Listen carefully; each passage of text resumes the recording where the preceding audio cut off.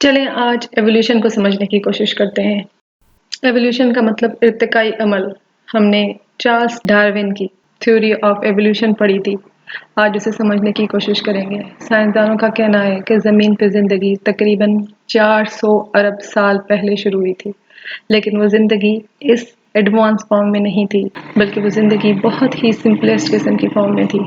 आइए वहाँ से शुरू करते हैं जहाँ से पहली बार वो सिंपलेस्ट फॉर्म ऑफ लाइफ वजूद में आई। चले 400 अरब साल पहले चलते हैं, जहाँ पे जमीन पे जिंदगी तो मौजूद नहीं थी, लेकिन गैर जानदार सारी चीजें मौजूद थी। अब यहाँ पे ये समझना जरूरी है कि जिंदगी का वजूद में आना कोई एक अचानक अमल नहीं था कि अचानक एक दिन जिंदगी वजूद में आ गई, बल्कि ये एक प्रोसेस था, एक मुस्तकिल अमल के जिससे गैर जानदार चीजें इस तरह मिली कि उन्होंने एक जानदार चीज की शक्ल अख्तियार कर ली। जिंदगी के बुनियादी अंसर हैं, यानी बेसिक एलिमेंट्स ऑफ लाइफ हैं, कार्बन, हाइड्रोजन, नाइट्रोजन और ऑक्सीजन।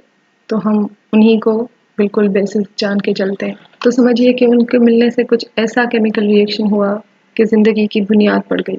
अब 400 अरब साल पहले जमीन बिल्कुल भी ऐसी नहीं थी जैसी आज है।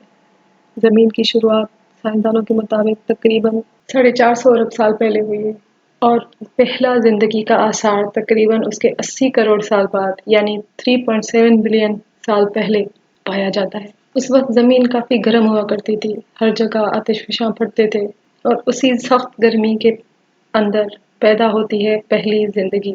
यहाँ मुझे इकबाल का एक शेर याद आ रहा है, जिंदगी क्या है अनासिर में ज़हूरे तरतीब, मौत क्या है उन्हीं अनासिर का परेशान हो।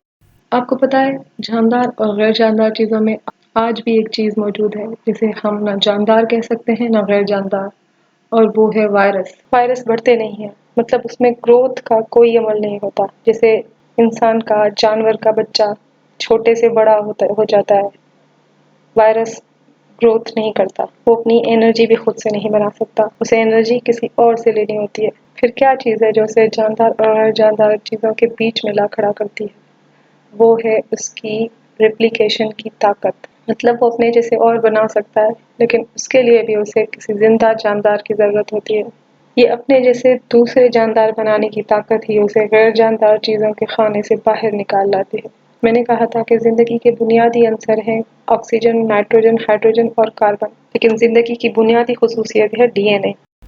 क्योंकि अगर कहीं कार्बन, ऑक्सीजन, नाइट्रोजन और हाइड्रोजन पड़े हों तो हम उसे ज़िंदगी नहीं बोलेंगे, लेकिन कहीं डीएनए हो तो हम उसे ज़िंदगी बोलेंगे।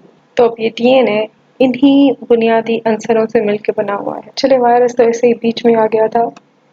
जब इन अंसरों से मिलकर ज़िंदगी बनती है तो बनता है फूका, फर्स्ट कॉमन यूनिवर्सल एंसेस्टर, तकरीबन 3.8 बिलियन ईयर्स पहले। अब फूका में आरएनए भी होता है और वो अपने आप को रेप्लिकेट करने की ताकत भी रखता है। इसी तरह जिंदगी बढ़ना शुरू होती है, 1 से 2 फूका, 2 से 3।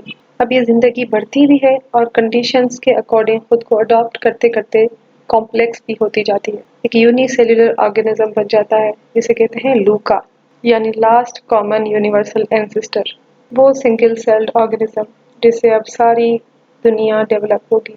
लेकिन लूका किस तरह आगे जाके हर किस्म के जानदार में ढल जाता है, ये हम आगे आने वाली वीडियो में देखेंगे।